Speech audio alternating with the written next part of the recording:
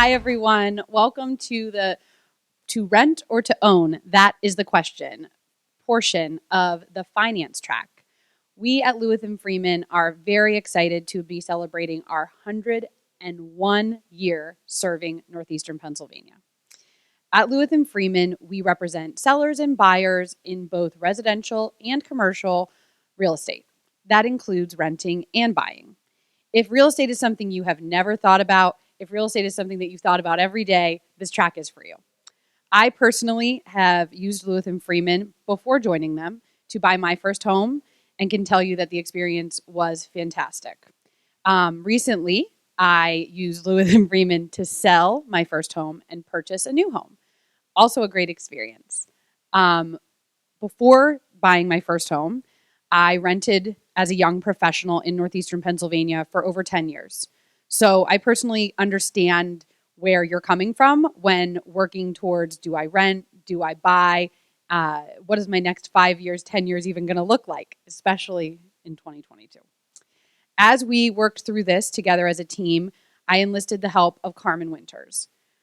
Carmen is one of our top realtors. He's also a young professional local to the region. He represents both buyers and sellers and also has a unique perspective on investment properties. So I'm going to have Carmen come up here and tell you about the steps. Nope. I'm going to have Carmen come up here and give you an overview of what's best for you, buying and renting. The most important thing to remember is when you decide to take the step, to reach out to a trusted professional, someone like Carmen or one of the other 100 realtors we have at Lewis and Freeman. Thanks so much. I'm going to have Carmen come up. Thanks, Tara. My name's Carmen Winters. I'm a realtor with Lewis and Freeman Real Estate. I've been a licensed agent for 10 years, which seems hard to believe, but here we are. I was once in your position and still am as a young professional, and happy to talk to you today about the differences between renting and owning and what some of the pros and cons of each situation can be. So one of the things that I want to talk to you about are the ability to control your costs. So in the event of a rental situation, certainly you're able to control your monthly cost for a short period of time. If the landlord intends to raise rent, it's something to consider that you may have an uptick in costs pretty much immediately or after a year or 2 years. However, if you're obtaining a 15 or 30-year mortgage, you can predict those costs for a long period of time. Just one of the things that we also like to talk about is you have an upfront cost in terms of a mortgage with your down payment, with your closing costs. Those things to consider certainly outweigh the cost of short-term rent. So depending on your situation, you may want to determine what the best environment is for you, whether that's leasing or owning. One thing to consider is home repairs. So these can be costly. So if you need a new roof or a new furnace, or some of these things can really add up over a short period of time. And if you're not prepared for that, then leasing may be a better option for you. So in the event of a lease, you can certainly call your landlord, and it's their responsibility to take care of it. You may pay a premium for that rent, but it is something that you want to be considerate of when you're considering both a lease or own option. Privacy, that's such a great thing that you can afford with home ownership. So you may not have had the ability to pick your paint colors or have the puppy that you wanted at the house, and all these things that afford you the ability to have autonomy over your living situation with home ownership that you can't get in a rental. So if that's something that you'd really prefer, then looking at an ownership situation is probably the best thing for you in the short term. Another thing to factor in as we're talking about finance, property ownership is a key way to start building wealth. You may have heard that the housing market is crowded and crazy and prices are way up, and that's very true. It's unlike anything that we've seen, at least in the 10 years that I've been an agent, and many who have come before me and who I've learned from have said this is unlike anything that they've seen in their years of being involved in local real estate. And so there are things that are factors in that. And one of the things that's keeping prices high is the fact that interest rates for mortgages are at historical lows. Even though they're rising slightly at the moment, historically speaking, they're still very, very low. So it's pushing prices up.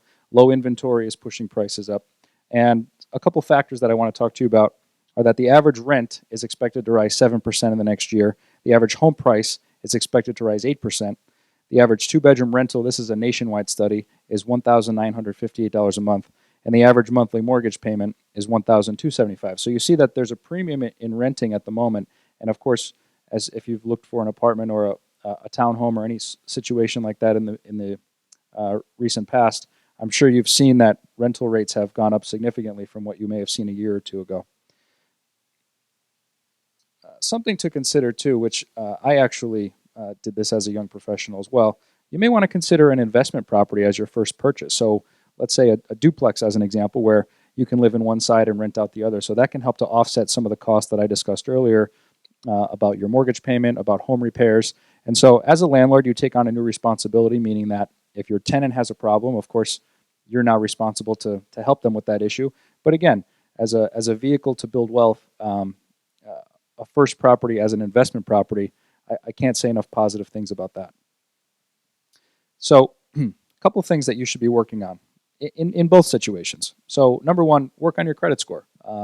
If you need to build some credit, talk with a financial advisor, talk with friends who have been in this position before.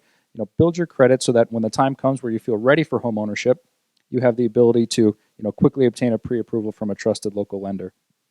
The better your credit score, the more opportunities you're going to have. I know that's probably something that you've heard over and over again.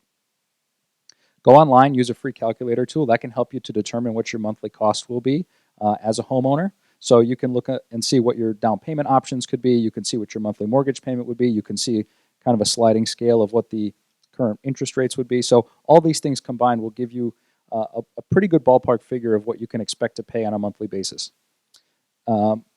Another thing to consider is, you also want to make sure you're looking at that because, you don't want to fall in love with a home that may be out of your financial reach at the moment. So last thing I can say, work with a local realtor, whether it's myself or any of our other 100 trusted agents at Lewis and Freeman. We certainly, are looking out in your best interest, and we want to provide you with the best housing advice that we can offer, financial advice that we can offer, and once you work with a trusted agent, you can team up and build a relationship that's hopefully long-term for buying and selling in the future. And lastly, thank you for the opportunity to speak with you today, and we certainly welcome any calls to our office regarding any of the topics that are being discussed.